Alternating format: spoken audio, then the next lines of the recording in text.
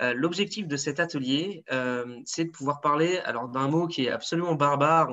On a eu du mal vraiment à se demander comment on l'abordait avec vous, qu'on appelle chez nous le reporting, et en gros qui est de vous aider à vous demander comment vous pouvez suivre, piloter les activités que vous allez mener avec vos projets. Pour pouvoir mettre en valeur vos actions, pour pouvoir rendre des comptes. Et on va voir tout ça aujourd'hui. Et l'objectif, c'est vraiment, c'est des choses que vous verrez de quoi qu'il arrive dans votre vie professionnelle d'ici 1, 2, 3, 4 ans. Peut-être que vous l'avez déjà vu en stage ou dans une première expérience pro ou associative. Et nous, on a l'intention, en tout cas ce matin, de vous donner un peu les clés et un retour d'expérience pour vous armer sur cette thématique dès la vie étudiante. Et on considère que tout ce que vous apprenez dès maintenant, c'est du temps gagné pour la suite.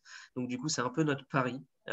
Et pour ça, on a la chance et la grande joie d'avoir avec nous Mélanie, que vous voyez peut-être sur le côté de vos caméras. Salut Mélanie. Mélanie, c'est notre nouvelle directrice générale. Alors, nouvelle, ça commence à faire un petit bout de temps maintenant.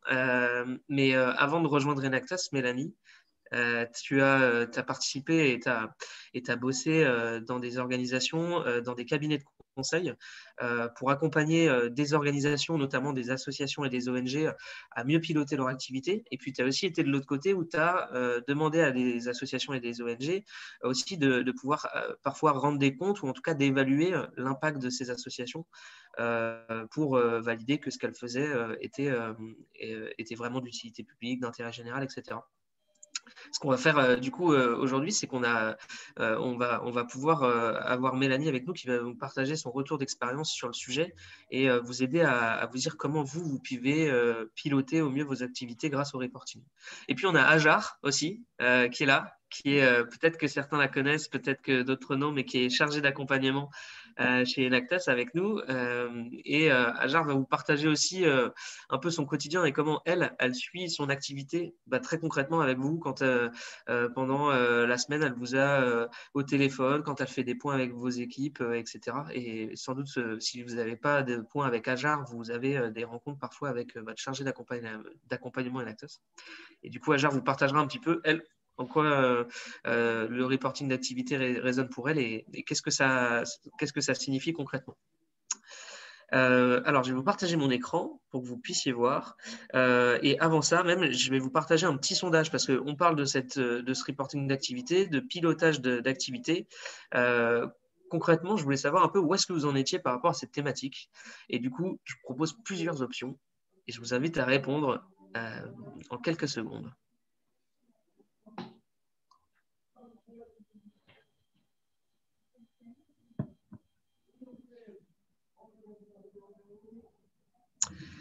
Ah, il y a quand même une nette tendance qui est en train de se former. Je ne sais pas si Mélanie, tu vois les résultats en direct. Si tu ne les vois pas, je vais vous les Encore, partager. non. Ça se stabilise, ce qui est intéressant. Alors, je vais mettre fin au sondage maintenant et je vais vous partager les résultats. Disons que du coup, les résultats sont assez différents selon chacune et chacun d'entre vous. Alors, il y en a quand même une bonne partie qui ne connaît pas du tout, ou en tout cas qui n'a pas du tout de notion sur qu'est-ce que c'est.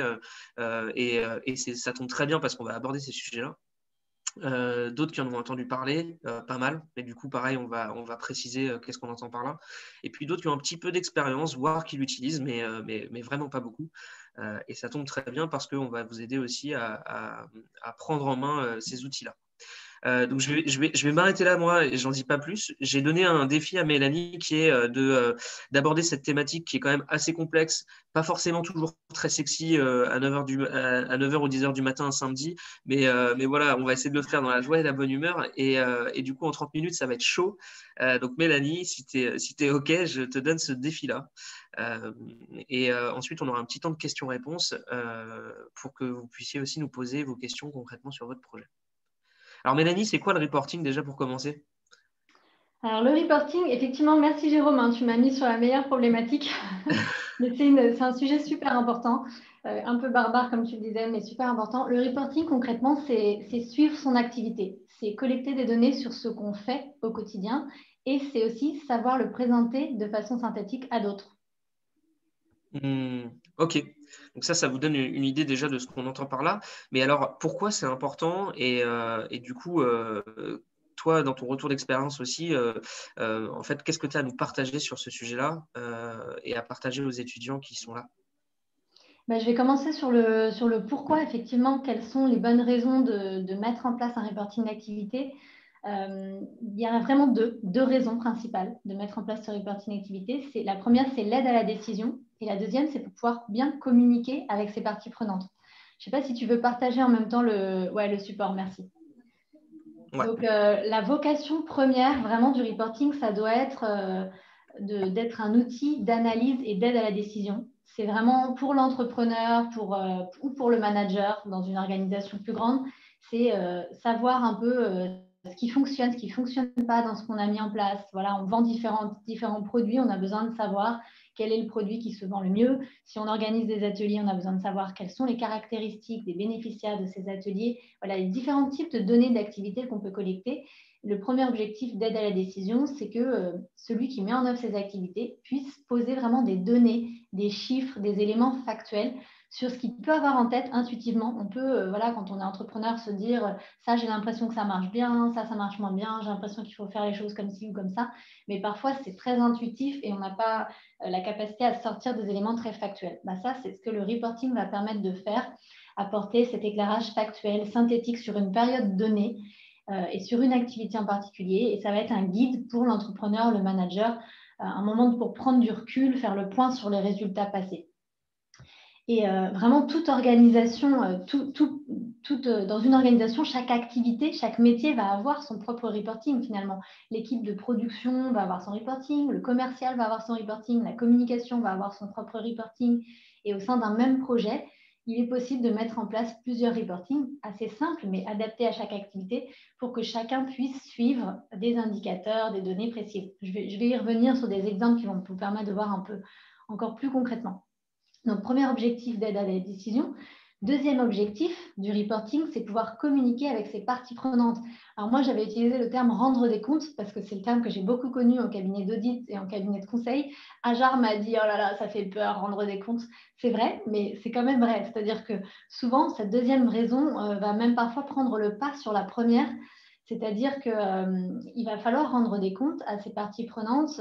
C'est qui les parties prenantes? C'est ses partenaires, ses financeurs. Il peut s'agir par exemple de donateurs, d'une institution ou d'une fondation, d'une collectivité qui vous a versé pour votre projet une subvention. Ça peut être des fonds que vous avez collectés dans le cadre d'une campagne de collecte, d'une campagne de crowdfunding. Ça peut être une institution bancaire qui vous accorde un micro-prêt en tant qu'entrepreneur. Tout ça, c'est vos parties prenantes, c'est vos financeurs. Et vous allez devoir à un moment leur soumettre un rapport pour donner une vision synthétique et factuelle de votre activité. Par exemple, dans le cas des appels à projets Enactus, si vous répondez à des appels à projets pour Malakoff Humanis, sur le bien vieillir, pour la Fondation Vinci Autoroute, pour une conduite responsable ou pour la Fondation SAP, sur le Social Tech Challenge, par exemple, sur ces appels à projets, il va falloir parce que concrètement, vous allez devoir être en mesure de montrer ce que vous avez mis en œuvre et ce qui justifie le prix que vous avez reçu. Pareil, au moment du festival Enactus, vous allez fournir un project report avec des données assez claires. Et si vous gagnez un des challenges ou si vous êtes le champion national, vous allez avoir un audit et l'auditeur va regarder votre project report et va évaluer ce que vous avez fait en regardant votre project report.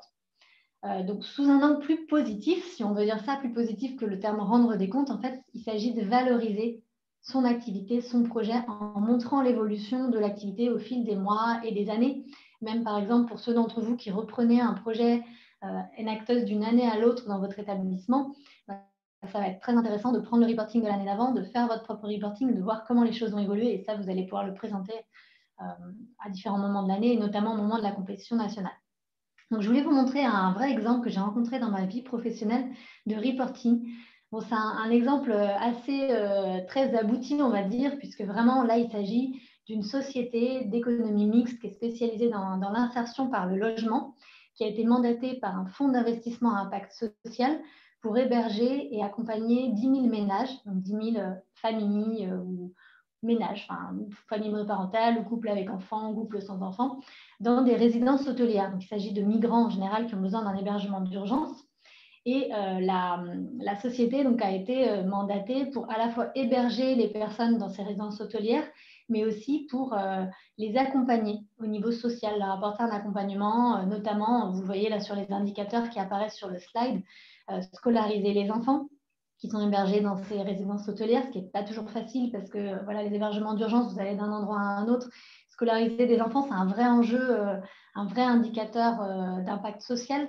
Il y a la question de l'accès aux droits sociaux, le deuxième indicateur, permettre à ces personnes qui parfois ont droit à des aides, à des allocations familiales, au RSA ou autres, d'y accéder concrètement, parce que pas mal de personnes qui ont accès, en fait, n'y accèdent pas. Troisième indicateur, c'est le projet personnalisé.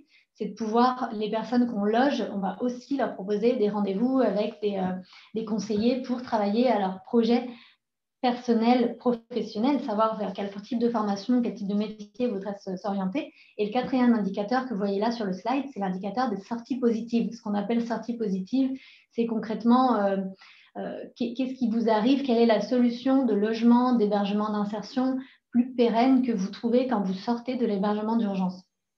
Donc, vous voyez, ces 4 indicateurs, c'est ceux qui ont été accordés entre la société qui a été mandatée et le fonds d'investissement à impact social. Ils se sont accordés, ils se sont dit, OK, c'est ces 4 indicateurs-là qu'il va falloir suivre en amont du projet. Donc, ce qu'a fait l'organisation qui met en œuvre le projet, je vais vous montrer là un exemple concrètement en partageant mon écran, c'est que du coup, alors, je crois que je n'ai pas encore le partage d'écran. Je vois que l'animateur a désactivé le partage d'écran pour les participants. Sinon, est-ce que tu peux aller ouvrir mon Excel peut-être? C'est bon, Mélanie, tu peux le faire, okay. Excuse-moi, je l'ai activé. Ça y est, c'est bon. Donc, je vous montre un Excel qui est vraiment du coup, un document totalement anonymisé parce qu'évidemment, je ne peux pas partager des données confidentielles, mais c'est pour vous montrer un exemple de à quoi ça ressemble.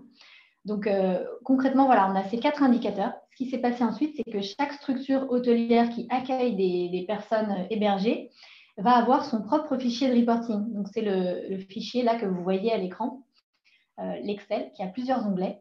Le premier onglet, c'est un onglet pour identifier la structure qui fait le reporting. Deuxième onglet, c'est vraiment l'onglet de collecte des données au quotidien. Donc, vous voyez, il y a des colonnes pour vraiment collecter toutes les données qu'on a besoin de connaître sur chaque personne. C'est un truc que l'organisme vraiment renseigne en temps réel au quotidien. Dès qu'il y a une personne qui arrive, qui est hébergée, on lui donne un numéro, on lui met un nom. Enfin, le numéro, ce n'est pas qu'on donne des numéros aux gens, mais c'est pour les questions de protection des données personnelles. Ça, il faut vraiment y être attentif. Il y a une réglementation très précise là-dessus et on ne peut pas collecter ou rendre visible trop les données. Donc, il faut très vite les anonymiser.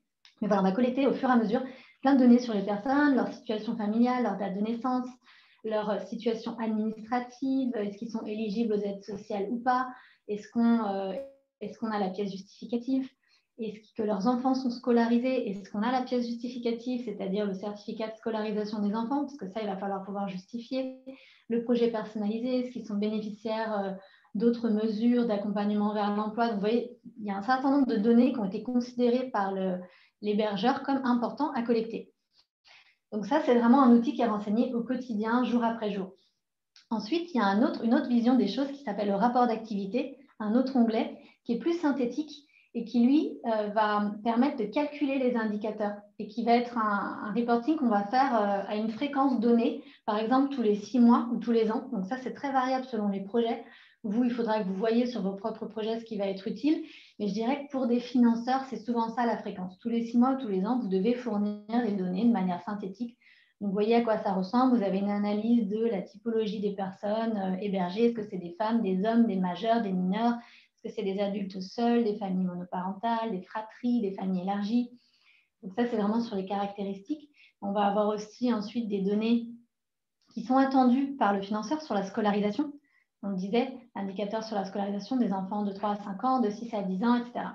Donc, ça va être fourni vraiment tous les 6 mois, tous les ans aux financeurs, pour ensuite pouvoir, à la fin de l'année, calculer ces fameux indicateurs qui étaient attendus. Et en fait, la société qui a été mandatée va se voir financer, va se voir rémunérée en fonction de l'atteinte de ces indicateurs. Donc là, vous voyez qu'il y a un enjeu majeur d'avoir pu collecter des données fiables tout au long de l'année, puis d'avoir réussi à en tirer des ratios qui vont être intéressants pour les parties prenantes, et ensuite d'avoir des données fiables qui vont pouvoir être auditées éventuellement. Donc, vous voyez, ça, c'est sur Excel, mais c'est un truc très professionnel sur un projet qui est assez énorme en termes de montant. Donc, voilà, vous n'avez pas encore besoin de ce niveau de complexité, mais c'est pour vous montrer un petit peu à quoi on peut arriver au bout d'un moment quand on est sur un projet qui se développe. Qu'est-ce que je voulais mentionner là-dessus? Voilà, donc sur le pourquoi, je pense que voilà, je vous ai donné un exemple. Maintenant, comment on fait pour faire un bon reporting? Donc, la clé vraiment, c'est de définir les bons indicateurs. Et ça, vraiment, sur un même projet, en fait, selon son niveau d'avancement, l'évolution de ses parties prenantes, les indicateurs qu'on considérait soi-même ou avec ses parties prenantes comme pertinents à un instant T peuvent ne plus l'être un an plus tard. Donc, vraiment, d'où l'importance de se réinterroger régulièrement. Et là, je voulais vous partager une petite histoire personnelle, enfin professionnelle, mais qui m'est arrivée personnellement, qui m'a beaucoup appris au niveau du reporting, de l'importance de bien savoir quels sont les indicateurs qu'on suit. C'est un projet d'intrapreneuriat en fait sur lequel j'ai travaillé pendant pas mal d'années chez KPMG, cabinet de conseil et d'audit, où en fait je suis arrivée dans une équipe qui fonctionnait un peu comme un petit incubateur de nouvelles offres de services et je devais développer une nouvelle offre de conseil aux organisations de l'aide humanitaire. Et là, j'ai vraiment fait l'expérience d'un reporting inadapté 2 ans après le lancement du projet. Parce qu'en fait, donc, les 2 premières années, le focus était vraiment mis sur le développement commercial. Donc, en gros, mes indicateurs, c'était suivre, analyser la profondeur du marché. Donc, on cherche à savoir combien d'appels d'offres, à combien d'appels d'offres on répond, combien on en identifie de pertinents, combien on répond, combien sont couronnés de succès, c'est-à-dire combien aboutissent à un contrat signé avec des honoraires à la clé. Donc, c'était vraiment essentiellement mesurer la performance commerciale. Donc, j'avais que des indicateurs de performance commerciale et je mesurais combien d'honoraires je gagnais en fonction de chaque type de mission avec les Nations Unies, avec l'Union européenne, avec des ONG, etc. En audit ou en conseil. J'avais le volume et 2 ans plus tard, j'intègre une autre équipe parce que là, le projet était mature, donc j'avais intégré vraiment une équipe classique de production, enfin même pas 2 ans plus tard, 1 an plus tard. Mais 2 ans plus tard, en fait, moi, je continuais à montrer ces mêmes indicateurs, sauf que d'un coup, on me dit, mais ce n'est pas du tout ce dont on a besoin. En fait, nous, là, on est dans une équipe de production où on planifie des consultants et des auditeurs sur des missions et on a des objectifs de rentabilité. Donc, en fait, dans cette nouvelle équipe, cette nouvelle partie prenante me dit, ton reporting, finalement, ce n'est pas du tout ce qu'il nous faut. Parce que moi, ce que je veux savoir, c'est la rentabilité, c'est-à-dire quand tu vends une mission à 10 jours hommes, est-ce que vraiment derrière, c'est 10 jours qui sont travaillés ou est-ce que c'est 20 jours? Et il s'avère qu'à ce moment-là, je n'avais pas encore bien les données parce que comme je n'avais pas anticipé, je n'avais pas collecté suffisamment bien les données. C'est-à-dire qu'il aurait fallu qu'on mette en place un système de suivi des temps pour se dire, quand on est consultant, qu'on a été staffé sur une mission où on est censé passer 5 jours, si on en passe 10, ça ne va pas. On ne va pas être sur le bon taux, on ne va pas couvrir nos coûts, par exemple. Donc voilà, j'ai vraiment fait l'expérience et on a dû donc à ce moment-là un peu remettre bien au carré nos suivis de temps pour s'assurer qu'on allait avoir les bonnes données et pouvoir faire un reporting qui allait satisfaire ma direction, qui allait être ce qu'ils attendaient. Voilà un exemple donc, qui nous montre… Il te reste 9 minutes, Mélanie. Ok, parfait. Surtout si vous avez des questions, s'il y a des choses que vous ne comprenez pas ou que vous voulez poser sur votre projet, n'hésitez pas dans le chat à vous manifester. Donc, pour récapituler les 4 ingrédients clés, on peut aller sur le slide après, pour faire un bon reporting, c'est d'abord la pertinence des indicateurs. Bon, je viens d'en parler, l'exemple était assez évocateur. Il faut privilégier la qualité à la quantité. Il faut mieux choisir quelques indicateurs pertinents plutôt que de noyer les lecteurs sous une masse d'informations, mais l'importance de bien savoir comment on définit ce qui est pertinent. On va y revenir juste après. Deuxième ingrédient, la disponibilité et la fiabilité des données. Il faut vraiment se la poser tôt dans le projet parce qu'il y a des indicateurs qui peuvent être super intéressants mais qui sont hyper complexes à collecter, qui ne seront pas disponibles. Donc, ce n'est pas la peine de se fixer des choses qui sont impossibles. Il faut que ce soit disponible et il faut que ce soit fiable et pas fabriqué après coup de manière un peu artificielle. Sinon, on n'a pas des données qui sont vraiment convaincantes. Par exemple, sur un projet d'accompagnement d'agriculteurs en conversion vers le bio, qui est, si je prends l'exemple du projet Bio Demain qui était champion Enactos au Festival 2018, il faut vraiment avoir collecté les données au fur et à mesure et qu'elles soient fiables parce qu'en fait, si vous ne les avez pas, au fur et à mesure, il va être très difficile à la fin de l'année, quand vous devez faire votre reporting, de retourner vers les agriculteurs pour avoir toutes les informations, de recompter, de remesurer l'impact que vous aurez obtenu. Enfin, en fait, vous n'obtiendrez pas les impôts et vous ne serez pas crédible vis-à-vis de vos parties prenantes, si ce n'est pas fait au fur et à mesure. Troisième ingrédient, une bonne communication et coordination entre les membres de l'équipe. C'est vraiment important de partager les attentes, les besoins, de brainstormer ensemble sur quels sont les bons indicateurs cibles. Et enfin, quatrième ingrédient, c'est une fois qu'on a collecté tout ça, il faut pouvoir en faire une présentation synthétique et marquante, qui soit vraiment bien visible, et opter pour des éléments bien visuels, faciles, plus faciles à comprendre qu'un long texte. Et là, on voulait vous montrer l'exemple du rapport d'activité 2019 d'Enactus, qui est vraiment notre publication officielle, qui en gros nous est demandée par tous nos financeurs, que vous avez peut-être vu pour certains. On donne plein de données là-dedans, et là, on vous a mis un extrait d'une page sur le profil des étudiants engagés, qui, avec des graphiques super lisibles sur la part d'hommes, de femmes, depuis combien de temps les étudiants sont engagés au sein d'Enactus, 1 an, 2 ans, 4 ans, à quel niveau d'études ils en sont. Vous êtes majoritairement en licence ou en master, l'évolution du nombre d'établissements. Donc ça, c'est vraiment un type de reporting officiel, professionnel, qui est intéressant pour les parties prenantes. Et enfin, je voulais vous partager une démarche, en fait. Parce qu'une fois qu'on a dit tout ça, comment vous faites concrètement pour identifier les indicateurs que vous allez choisir de suivre.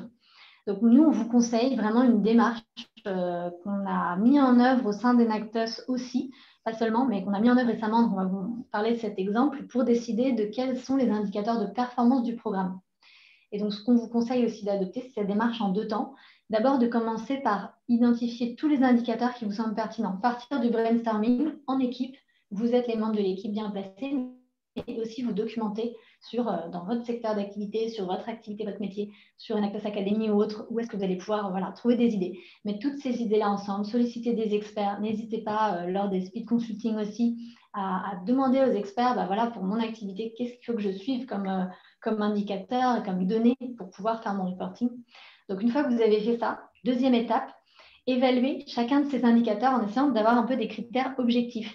Et 2 questions qu'on vous conseille de vous poser, c'est l'indicateur d'abord, est-ce qu'il est utile pour moi, pour prendre mes décisions, pour moi ou pour nous, pour mon équipe d'entrepreneurs. Et la deuxième question, est-ce que cet indicateur il est attendu par mon financeur, par mes parties prenantes? Et pour ça, on voulait vous montrer comment concrètement on peut se poser ces questions-là, les objectiver. Donc, par exemple, pour la performance du programme Enactus étudiant, on avait identifié, une 50aine d'indicateurs. En équipe, on avait fait un atelier et on a identifié une 50aine. Là, je vous donne l'exemple de 2 indicateurs. Une fois qu'on avait ces 50, il fallait qu'on fasse l'analyse très précisément. Et vous voyez les colonnes qui sont en jaune. En gros, là, on s'est arrêté sur 2 indicateurs. Donc, je vous donne l'exemple de 2 points. Pourcentage d'étudiants d'équipe qui ont participé à 3 ou 5 éléments du parcours. Et l'autre indicateur, le temps passé par nous, les équipes Enactus, à accompagner les étudiants par téléphone ou en présentiel. Donc, les éléments, l'analyse qu'on a faite, on a vraiment mis ça dans un tableau Excel, tous nos indicateurs en ligne et puis tous nos critères d'analyse en colonne. Et donc, on s'est dit, pour l'analyse, est-ce que c'est pertinent? Premier indicateur, est-ce qu'il est pertinent pour Enactus dans notre prise de décision interne? Est-ce que c'est un truc qu'on a envie de suivre? Et on va noter ce truc-là de 0 à 2. 2, pas utile du tout pour la prise de décision. À 2, oui, très utile, on en a besoin. Pareil pour la deuxième question, qui est en jaune ici. Est-ce que cet indicateur, il est attendu par les parties prenantes? Et on va mettre 0 s'il n'est pas du tout attendu, 2 s'il est très attendu, qu'il est indispensable pour les parties prenantes. Et ça nous a permis, ensuite, vous le voyez dans les autres colonnes, on s'est aussi dit est-ce qu'il est complexe à collecter, oui ou non, complexe à analyser, oui ou non. Et ça nous permet d'aboutir, dernière colonne, à la décision. Est-ce qu'on le collecte cette année, oui ou non? Donc là, on a 2 exemples d'indicateurs qu'on collecte. Donc le but, c'est que Ajar puisse après vous montrer comment on les collecte. Mais vous voyez que dans les exemples qu'on a là, on s'est dit clairement, on a un peu 2 cas de figure. Un élément qui est super important pour nous, bien sûr, c'est pour voir la qualité de notre programme, si c'est attractif ou pas, c'est de savoir, on a besoin de savoir effectivement le pourcentage de personnes qui participent à plusieurs éléments du parcours. Par contre, ce n'est pas forcément un truc attendu par les parties prenantes. On a mis 1 sur 2, parce que oui, c'est important, mais pour nos parties prenantes, peut-être c'est encore plus important d'avoir le nombre dans l'absolu d'étudiants qui se sont inscrits à au moins un truc dans tout le parcours. Mais ça nous a quand même permis de se dire oui, c'est quand même un indicateur important et on va le collecter. Pareil pour le temps passé, ce n'est pas un truc qui est forcément attendu par les parties prenantes. Mais nous, on estime que c'est quand même un truc qu'on doit suivre, c'est une donnée d'activité intéressante et on a décidé de le suivre. Mais il y en a d'autres auxquels on a renoncé et auxquels on s'est dit soit c'est beaucoup trop complexe à collecter, trop chronophage, et en plus, c'est 0 ou 1 sur 2, donc pas très attendu par nos parties prenantes, on décide de ne pas le collecter. Et là, on voulait donc vous illustrer concrètement la démarche. Donc c'est Ajar qui va prendre la suite pour vous expliquer ça. Merci Mélanie et bonjour à tous. Alors effectivement, Mélanie l'a très bien expliqué, le reporting d'activité, c'est quelque chose qui se déplie en 3 étapes, grosso modo, et moi j'agis pour la première étape, à savoir le suivi. Ensuite, il y a la collecte des données et l'analyse de celle-ci, mais moi j'agis vraiment sur cette première étape. Et en ce qui concerne les 2 éléments qu'elle a pu vous montrer, à la fois la participation des étudiants aux différents éléments du parcours, ce qu'on entend par éléments, c'est notamment les événements, ou alors les webinaires, les formations. Mais aussi les heures accompagnées. Je vais vous partager mon écran pour vous montrer au quotidien, moi, comment j'agis. Il est très important, en fait, que je fasse ça au quotidien, parce que quand je me retrouve à la fin de la semaine, après avoir vu une vingtaine d'étudiants que j'ai accompagnés d'une manière plus ou moins personnalisée, voir avec eux ou du nombre de participants.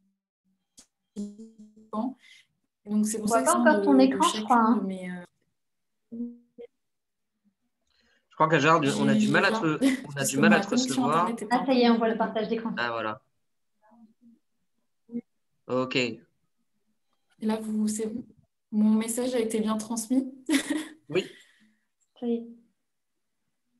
Super. Alors effectivement, donc, Mélanie a pu vous parler notamment de la participation des étudiants aux événements. Et là, je vais vous prendre, pour exemple, le Créadet ou tout autre événement. Là, vous avez la liste des événements, des webinaires qu'on a pu mettre en place. Et effectivement, nous, on recense le nombre de participants à chaque fois. Je ne vais pas rentrer dans les détails, mais c'est pour vous donner une idée de comment en fait on recense ces étudiants, les étudiants. Là, je vous montre en fait un outil que nous on utilise, Airtable, qui n'est pas un outil que vous avez à utiliser. Effectivement, comme Mélanie a pu le montrer, elle a pu travailler énormément sur Excel et ça fait très bien l'affaire, notamment si vous êtes débutant. Airtable, il y a une fonctionnalité gratuite, mais aussi pro. Si vous souhaitez aussi explorer Airtable, vous êtes, je ne peux que vous inviter à le faire parce que je travaille avec ça et je trouve ça très très bien. Mais si vous êtes tout aussi à l'aise sur Excel, ça fait tout aussi l'affaire. Donc, ce n'est pas quelque chose de déterminant. Donc voilà, ça c'est ce qui concerne les événements, nos webinaires et le nombre de participants. Ensuite, ça c'est vraiment ce que je fais au quotidien. En ce qui concerne mon activité, donc par exemple, dès lors que j'interviens dans un établissement, je n'hésite pas à préciser cette intervention. Et ça concerne à la fois la date, c'est des données qui sont très importantes, les membres du bureau qui étaient présents lors de cette intervention, le lieu, les nombres de projets, la région, le format de la rencontre, les détails, la durée aussi, parce qu'en plus du qualitatif, on n'hésite pas à avoir des données aussi quantitatives. Et la durée, elle est d'autant plus importante lorsque je fais, par exemple, des rencontres pour les parcours Impact et Enact. Là, je vais vous prendre uniquement un exemple pour le parcours Impact. Donc, un rendez-vous que j'ai pu avoir il n'y a pas très longtemps avec un projet qui s'appelle Cultive-toi. Donc, j'ai précisé la date, l'établissement, le format de la rencontre et la durée de cette rencontre. Et en fait, ça aussi, ça me permet, moi, de savoir combien de temps je passe avec chaque équipe. Et ça permet de quantifier, là, je ne sais pas si tout le monde peut le voir, j'espère, de quantifier le nombre d'heures que nous, on passe avec nos étudiants. Et aussi le nombre de participants lors de ces rencontres. Donc voilà, je vais arrêter le partage d'écran. Je pense avoir fait le tour.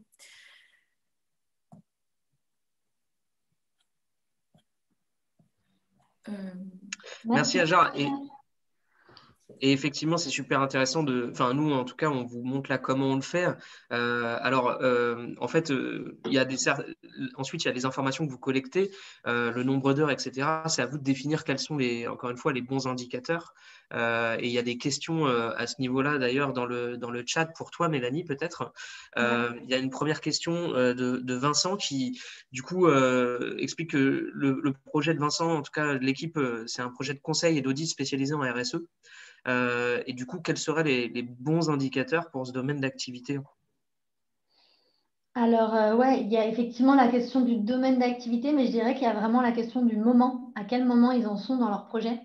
Ça fait un peu écho à l'exemple que j'ai raconté de mon expérience d'intrapreneuriat chez KPMG. Mais si vous en êtes vraiment au tout début, je dirais qu'au départ, c'est vraiment plutôt des indicateurs commerciaux, c'est-à-dire c'est combien de prises de rendez-vous, combien de contacts vous avez essayé de prendre avec des prospects, des clients, enfin des prospects, des clients potentiels. Ça va être sur ces prises de rendez-vous, combien vous ont répondu, puis combien de rendez-vous, quels sont les rendez-vous qui se sont vraiment tenus, puis quels sont les rendez-vous qui ont abouti à une mission que vous avez remportée, un conseil, un audit. Je dirais que ça va être des indicateurs de ce type-là au début. Si vous êtes en développement commercial, qu'il va falloir suivre très concrètement dans un tableau et je dirais pas le faire seulement de manière shooting sur LinkedIn et attendre de voir ce qui revient. Enfin, pour pouvoir avoir vraiment des données objectives derrière, ça va être utile pour vous d'avoir un tableau de suivi et de pouvoir analyser ce qui fonctionne moins bien, quels sont les types de cibles qui vous répondent. Est-ce que c'est plutôt les directeurs RSE? Est-ce que c'est plutôt les délégués généraux de fondation? Est-ce que c'est plutôt les responsables RH? Enfin, vous allez avoir plusieurs cas de figure et ça vous permet de mieux orienter votre activité de développement commercial. Après, ce que je vous propose, c'est que pour juste après, bon là je vais essayer de répondre encore aux autres questions, mais j'ai créé un lien Meet que je vous envoie là dans le chat, juste à la fin de cette session à 10h45. Si vous voulez, pour ceux que ça intéresse, qui ont le temps de continuer, j'ai prévu une petite plage de 30 minutes pour pouvoir aborder un peu plus en détail certaines de vos problématiques vraiment projet, si vous le souhaitez, après cet atelier. Top, merci Mélanie. Et vous pouvez copier le lien de Meet. Effectivement, il y a une autre question d'Oriane, hyper intéressante. Y a-t-il, d'après l'expérience que tu as eue, des indicateurs de performance qui sont plus spécifiques ou plus utilisés dans le domaine de l'ESS? Ça dépend pas mal de la nature du projet aussi, mais voilà, est-ce que tu peux répondre à ça? Alors, ouais, c'est assez vaste, mais effectivement, c'est super intéressant. Je dirais qu'il y a plus. La première chose, c'est que déjà, ça va être beaucoup plus des indicateurs de performance sociale, forcément, en termes d'impact social, mais ça veut dire que même dans le suivi de l'activité au quotidien, on va prendre en compte des données qui vont être des données d'activité, pas uniquement de l'ordre du coût, de la rentabilité, mais aussi des données d'impact, de caractéristiques des bénéficiaires. Il va y avoir une donnée très importante sur les caractéristiques des bénéficiaires. Mais j'essaie de trouver un exemple et en fait, je pense que vraiment, c'est plutôt par secteur d'activité que pour l'ESS dans son ensemble. Et il y avait, je crois, une question de Salomé sur Ouais, tout à fait, comment merci on fait Mélanie. quand on a plein d'indicateurs qu'on trouve tous hyper importants et hyper impactants. Ben, ça, c'est l'histoire de la vie et c'est l'histoire de la vie professionnelle. En fait, c'est une question de priorisation. C'est tout le temps le cas. C'est être pragmatique et appliquer un peu un principe d'optimalisme. On va essayer de faire le mieux possible dans le temps qu'on a. Et du coup, je pense qu'en appliquant cette démarche qu'on vous propose de vraiment se poser, vous avez tous vos indicateurs et vous dire un indicateur après indicateur, est-ce que celui-ci, si je dois le noter de 0 à 2 ou de 0 à 3, est-ce qu'il n'est pas utile, très utile pour moi en interne ou est-ce qu'il n'est pas utile, très utile pour mes parties prenantes? Est-ce qu'il est complexe à collecter? Vous allez pouvoir quand même en mettre certains de côté. Et ça va quand même permettre de se dire, là, vraiment, à ce stade de mon projet, en fait, si je collecte celui-là, ça va me prendre la moitié de mon temps et ce n'est pas possible. Je ne peux pas dédier la moitié de mon temps de mon projet sur juste du reporting. Du coup, vous pouvez décider de le dropper en fait. Et c'est un choix, mais au moins, vous vous êtes posé la bonne question et vous avez fait ce choix en connaissance de cause et pas juste parce que vous n'y avez pas pensé, vous l'avez oublié. Je pense que c'est ça qui est important, c'est vraiment la démarche. Merci beaucoup Mélanie pour ces réponses. N'hésitez pas, si vous avez d'autres questions là, à nous les partager dans le chat. Il nous reste encore 5 bonnes minutes pour pouvoir échanger là-dessus. Mais en tout cas, c'est vrai, et merci pour à la fois ton apport, Mélanie, et puis ton partage des retours d'expérience Ajar. Nous, l'intention qu'on a pour vos équipes projets, c'est de pouvoir mettre en place des outils, alors certainement pas ultra développés comme ceux que vous avez vus là, parce que on y va petit à petit et ça se construit progressivement. Mais en tout cas, c'est de pouvoir le faire dès le début de votre projet. Alors, si votre projet a plusieurs années ou que vous reprenez un projet existant et qu'il n'y a pas tous ces outils mis en place, ben, c'est aussi le moment de le mettre en place. Mais ça va vraiment vous permettre de faire un bond à la fois dans la professionnalisation de votre activité, parce que vous allez pouvoir beaucoup plus précisément et beaucoup plus facilement ensuite présenter ce que vous faites, votre impact, mesurer concrètement le résultat de vos actions.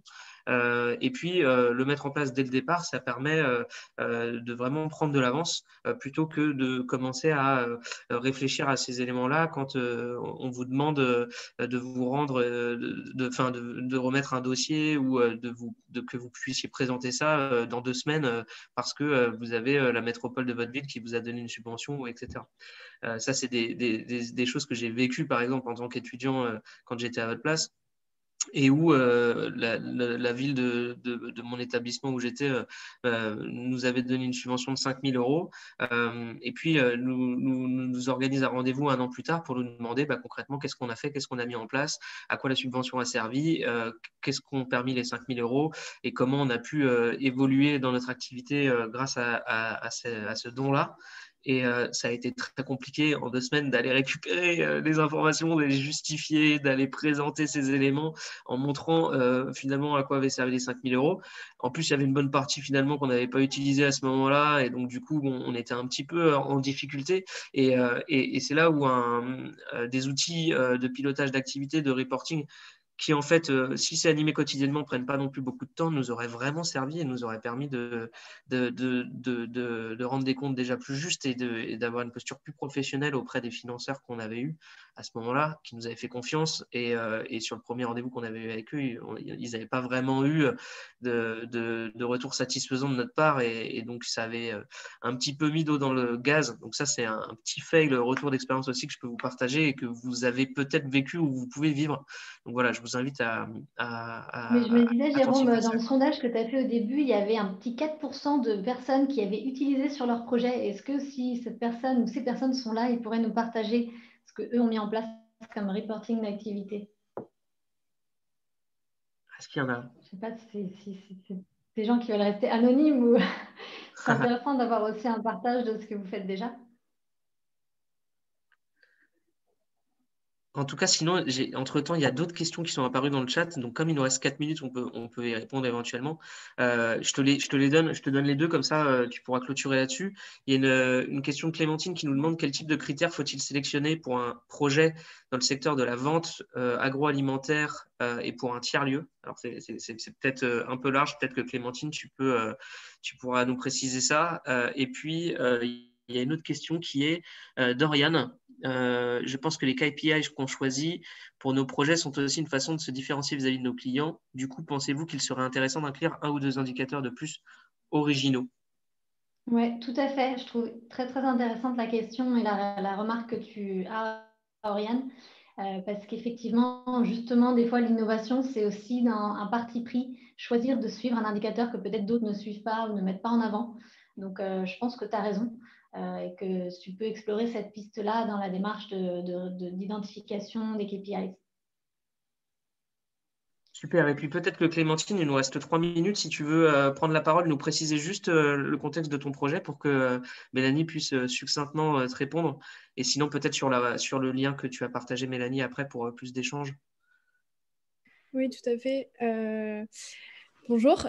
Donc en fait, notre projet, il s'agit un peu d'un projet qui a une double activité, c'est-à-dire qu'en fait, on va proposer un supermarché, entre guillemets, éco-responsable, proposant un nombre de produits déjà existants, mais ce sera également un tiers-lieu dans lequel on pourra partager et surtout transmettre au plus grand nombre pourquoi c'est important de devenir éco-responsable. Et donc du coup, en fait, on a un peu une double activité dans un même projet. Et donc, je suppose que le reporting sera peut-être divisé entre ces deux activités. Enfin, je voulais savoir votre avis et aussi, du coup, quel type de critères, selon vous, faudrait qu'on utilise pour ces deux activités. Voilà, merci. Et tout ça Merci, en c'est 1 minute, gentil. Mélanie. En fait, Non, mais- non, mais tu as déjà très bien identifié, c'est qu'effectivement, tu vas avoir une activité plus. Moi, je ne suis pas du tout spécialiste du secteur, hein, mais bon, c'est quand même un type de projet que j'arrive à comprendre.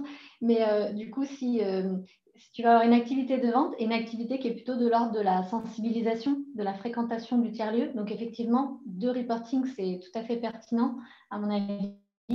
Et tu vas avoir un reporting sur une activité purement commerciale. Je l'ai mentionné avant, ça j'ai donné pas mal d'exemples aujourd'hui là-dessus.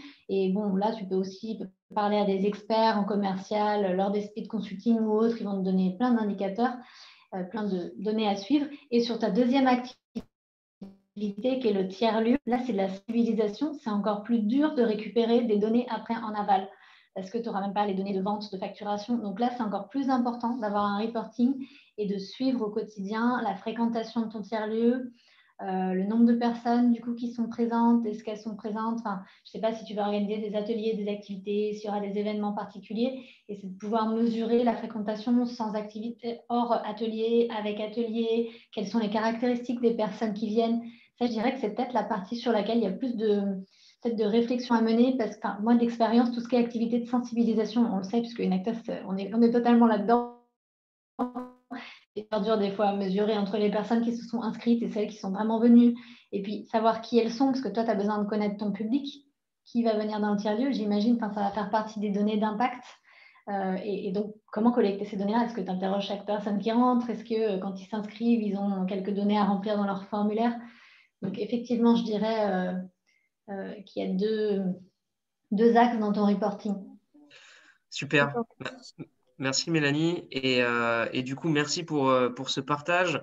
Merci aussi à Jar pour la préparation de cette session. On espère que ça a pu vous initier à ce terme barbare du reporting et à ce que ça peut évoquer. Après, ce qu'on a moins abordé, c'est des outils techniques pour pouvoir mesurer certains indicateurs, certains éléments. Je vois que Thomas nous partage par exemple Google Analytics ou autre.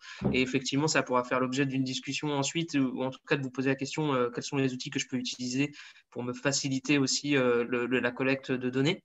Mais ça viendra peut-être dans un second temps. Et n'hésitez pas à du coup échanger avec Mélanie sur le lien que je vous ai mis juste dans le chat si vous avez encore quelques minutes et que vous voulez lui poser des questions spécifiques. Et pour tous les autres, du coup, on enchaîne avec une autre session d'atelier que vous pouvez retrouver sur le programme dans quelques minutes.